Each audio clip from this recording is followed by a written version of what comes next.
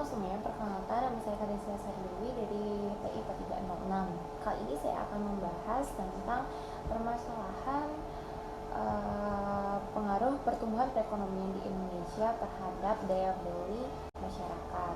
Adapun latar belakang mengenai pembahasan kali ini yaitu PDB atau produk domestik bruto dalam bahasa internasionalnya sering disebut juga GDP. Nah, GDP ini adalah Gross Domestic Product.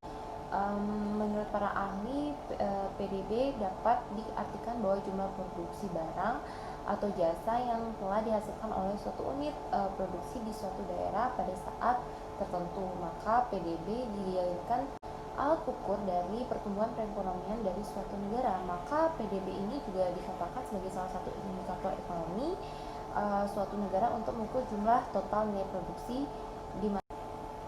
dimiliki oleh lokal ataupun asing di suatu negara. Nah, bagi negara Indonesia yang masih merupakan salah satu negara berkembang di dunia, pertumbuhan ekonomi merupakan salah satu tujuan yang harus dicapai dalam pelaksanaan pembangunan. Pertumbuhan ekonomi yang tinggi merupakan salah satu indikator keberhasilan pembangunan ekonomi di Indonesia. Dengan pertumbuhan ekonomi yang tinggi, diharapkan kesejahteraan masyarakat juga semakin meningkat. Nah, kesejahteraan masyarakat meningkat, maka masyarakat akan hidup makmur. Berikut ini bisa dilihat merupakan grafik.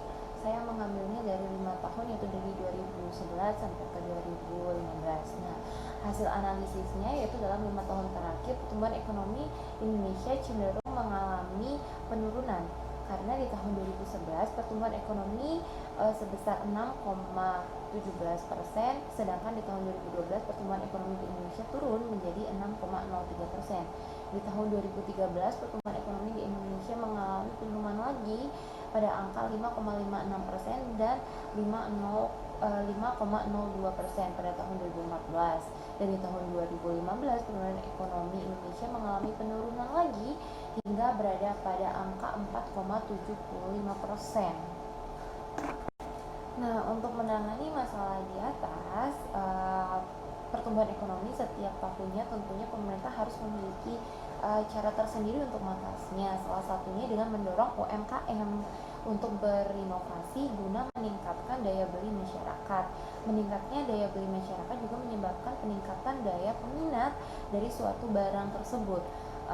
Sesuai dengan hukum permintaan, jika peminat naik maka harga juga akan ikut naik yang secara signifikan dan terus-menerus akan menyebabkan terjadinya inflasi. Nah, nilai inflasi yang tinggi dapat disebabkan karena tingginya permintaan untuk suatu barang. Jika permintaan terhadap barang naik, maka produsen akan berlomba-lomba untuk meningkatkan jumlah produksinya. Sehingga dengan meningkatnya jumlah produksi, maka mau tidak mau suatu perusahaan akan menambah jumlah tenaga kerja. Penambahan jumlah tenaga kerja ini akan berdampak mengurangi tingkat pengangguran. Hal ini sesuai dengan hukum Kuryat-Health yang menyatakan bahwa jika inflasi tinggi maka pengangguran akan rendah. Baik, jadi dapat saya simpulkan dari masalah di atas yaitu pertumbuhan ekonomi di Indonesia sangat dipengaruhi oleh tingkat dayanya minat dari masyarakat itu sendiri. Maka semakin tinggi daya beli masyarakat, maka semakin besar juga persentase pertumbuhan perekonomian. Meningkatnya daya beli masyarakat juga menyebabkan penurunan angka pengangguran, karena semakin tinggi minat suatu produk, maka produsen juga akan berlomba-lomba untuk meningkatkan jumlah produksinya, sehingga dibutuhkan banyak tenaga kerja, sehingga mengurangi. Baik, demikian dari saya. Terima kasih, dan saya sangat mengucapkan terima kasih banyak telah menonton video ini. Semoga sangat bermanfaat. Video ini saya buat untuk menunjang tugas terkait dengan mata kuliah pengantar ilmu ekonomi. Semoga bisa dapat diterima dengan baik. Terima kasih.